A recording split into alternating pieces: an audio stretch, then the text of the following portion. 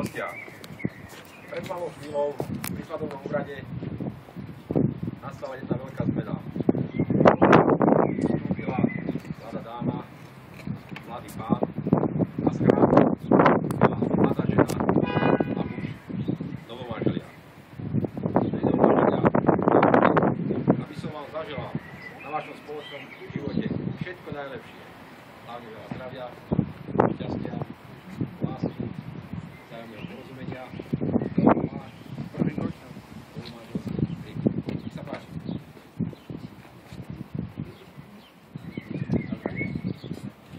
Na zdravie.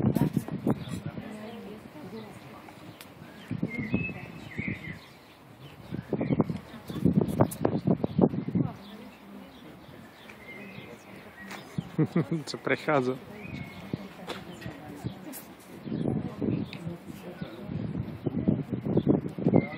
Našim novomanželom všetci želáme, aby ich život bol krásny, dlhý a sladký.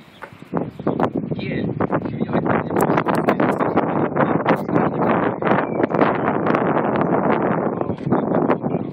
takže najskôr naši novomanželia považujú a skúsia, aký to je sladký život.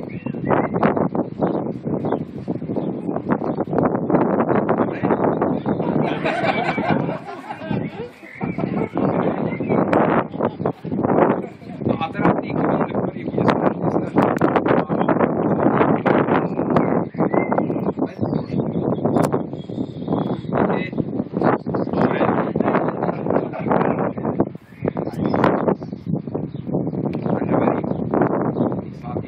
strašne veľa a týchto skoro nič.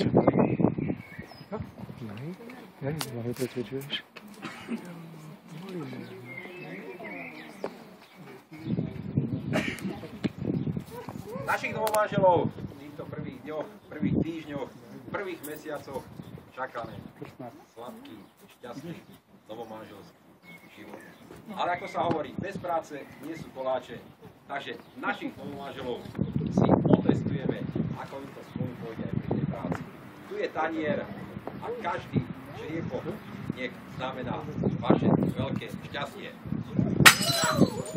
A ja vám rozdelím lopatka a smeták a poprosím, vaša prvá spoločná práca môže byť aj tak a poprosím pozametať všetky čriepky vášho šťastia.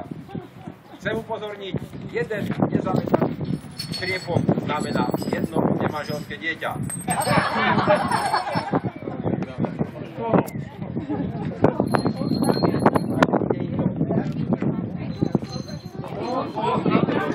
Výborne. Tu je jeden. Áno, to je metla pre ľaváka aj pre praváka.